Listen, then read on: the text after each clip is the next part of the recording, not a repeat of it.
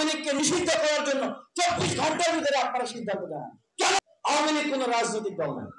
যারা 16 বছর আগে গণহত্যা খুন করেছে, যে আমরা আওয়ামী লীগের নির্যাতন নিপীড়নের শিকার হয়েছি, শহীদদের পক্ষে আপনাদেরকে থাকতে হবে, ফ্যাসিবাদের বিপক্ষে অবস্থান নিতে হবে। দিল্লি না ঢাকা, এই স্লোগান দিয়ে এই আন্দোলন শুরু হয়েছে এবং এই স্লোগানই হবে এই বাংলাদেশের স্বাধীনতা সার্বভৌমত্বকে অক্ষুণ্ণ রাখার স্লোগান।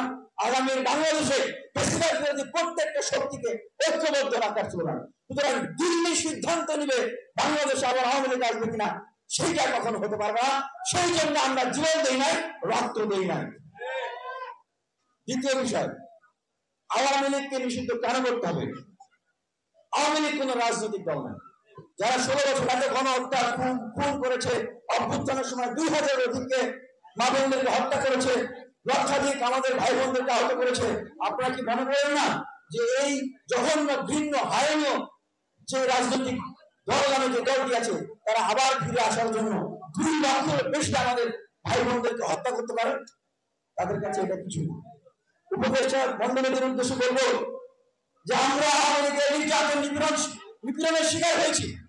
এই যে যারা বিপ্লবী ছাত্র ভাই বোনেরা আছে, তারা আওয়ামী লীগের নির্যাতন নিপীড়নের শিকার হয়েছে। সুতরাং আপনারা মুখে কুলু পেটে বসে থাকবেন না। আওয়ামী লীগকে নিষিদ্ধ করার জন্য 24 ঘন্টার ভিতরে আপনারা সিদ্ধান্ত জানান। কেন অপেক্ষা করতেছেন? কার হয়ে অপেক্ষা করতেছেন? আপনাদের পিছনে কি বন্দুক ধরে রেখেছে কেউ? পিস্তল ধরে রেখেছে? কেন কথা বলছেন না? এটা করতে হবে আপনাদের। আওয়ামী লীগ কোন রাজনৈতিক দল না।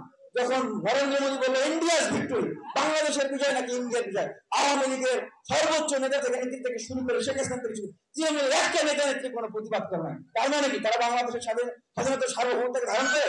আরেকটা পয়েন্ট বলি, আওয়ামী লীগের শীর্ষ নেতৃবৃন্দের কারোর ভিতরে কি ন্যূনতম কোনো আত্মপলব্ধি দেখেছেন? আত্মসমর্থনা দেখেছেন? ক্ষমা চেয়েছে, মাপ চেয়েছে?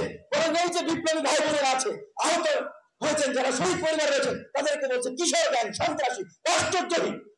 পার্শ্ববর্তী দেশ থেকে ষড়যন্ত্র করে বলতেছে যে যদি ক্ষমতায় আসতে পারে বা নাও আসতে পারে, সুযোগ পাইলে এদের ঘাড় মটকাবে, ঘরবারে জ্বালিয়ে দিবে, এদেরকে খুন করবে, হত্যা করবে, তালিকা তৈরি করতেছে।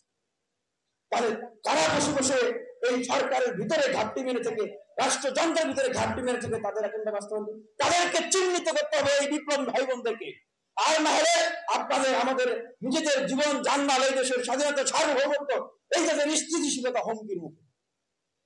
একটা কথা বলি, ছোট মুখে বড় কথা, রাজনৈতিক দলগুলো অনেক বড় কাজ বাংলাদেশে করতে পারে নাই, কারণ তাদের ভিতরে নির্বাচন এবং ক্ষমতা কেন্দ্রিক বিষয়গুলো থাকে। না হলে 16 বছরের অনেক আগেই কিন্তু আওয়ামী লীগের পতন হয়ে যেত। এটা কারা করেছে?